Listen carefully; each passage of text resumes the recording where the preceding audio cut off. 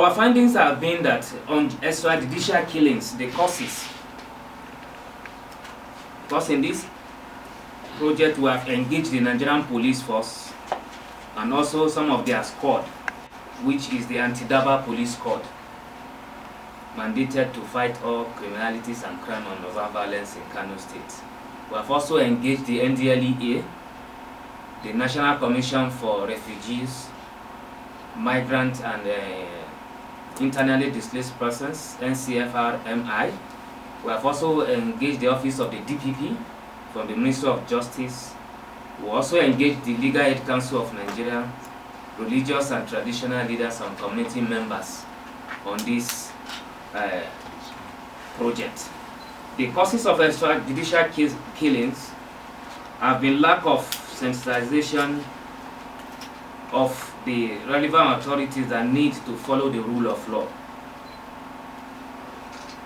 lack of respect for constitutional provisions in respect of the rule of law. 3. Allowing appropriate arms and governance of government, that is to say, the security agencies have been the culprit of these extrajudicial killings. If these people are curtailed, we are sure that our society will be free from all kind of conflicts in the society. And lack of professionalism in the conduct of the security men. These have always been the causes of extrajudicial killing. When you give a policeman or a military officer, even customs of recent, have been the center point of extrajudicial killing. If you give people who are not professionally trained guns and ammunition, they will kill the taxpayers. So the way forward on this is that our judiciary arm should be equipped to a fast, efficient judicial system, particularly in domesticating the ACJA, the Administration of Criminal Justice, which is applicable to the federal capital. If this is domesticated in all the states of the federation, we do salute the effort of Kano State government of coming up with a law in this regard. Then competency should be the yardstick for employment of security personnel, not by quota system. Accountability against the act of extrajudicial killing should be the watchword. Anyone caught in this act by any uniformed men should be made to face the wrath of the law. And finally, the community people opine that some of these uniformed men need to be going through some periodic psychological tests so that to be ascertain of their readiness, to be ascertain of their mental stability in carrying out their statutory duties. Also, it's of concern to us that there have been human killings. Example is the Anifa cases that we have mentioned. There have been a lot of cases in Kano now of killings, ritual killings, minors killing elderly ones, killing the younger ones. So this is of great concern, and why it is alluded to be: 1, illiteracy is the root cause, ignorance, drug abuse, unemployment, religious and cultural sentiments. Some solutions have also been provided to this as a case of illiteracy, creating awareness and more sensitization program, which I believe the EU Act is coming in through this project that our organization is carrying out. Ignorance, as in educating the community people on legal implications on people who killed.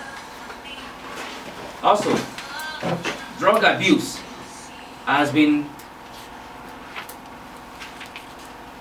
the subject of our discussions when we engage the police, the military, and also the NDLEA. The quantums of drugs in circulation now we are made to understand that it's a drug that is being used, Exol. They call the name of the drug Exol is less than 20 naira. And once somebody takes it, it can make the person high and kill within seconds. And yet this drug is not among the drugs that are restricted, the controlled drugs. So we are calling on the good people of the media to please escalate this to the members of the community through your medium, so that we will be aware of this. Also, unemployment has been the root cause of human killing when they are not fully engaged, and idle hand is the devil's workshop. So the government should create more work, employment opportunity. Religious and cultural sentiment also have been at the forefront of this. As we approach 2023 election, hate speech, we can see that it has beginning to take turn in Kano and by extension in the country, against personalities, against individuals, hostility against persons, race, religion, and ethnicity. And these are caused by political interest, religious inclination, tribalism, economic interests, lack of well-articulated policy on social media, where people are free to post, to say whatever thing on the social media. Lack of clarity of purpose on the part of government, and the way forward to this are religious tolerance through religious sermons. Some of our religious leaders use advantage of being a religious leader to incite their followers, speak ills of other religion and other persons and personality. So this, we see that if they are curtailed, they are brought together on a platform of peace building, I think this will be reduced. And then move here because Allah is already here. I would like to say a congratulations to this very wonderful organization, because it's an organization that is building people and also networking with others, because if you are a civil society organization, these two key important attributes must be part of what you do. You have to network and you also have to build capacity.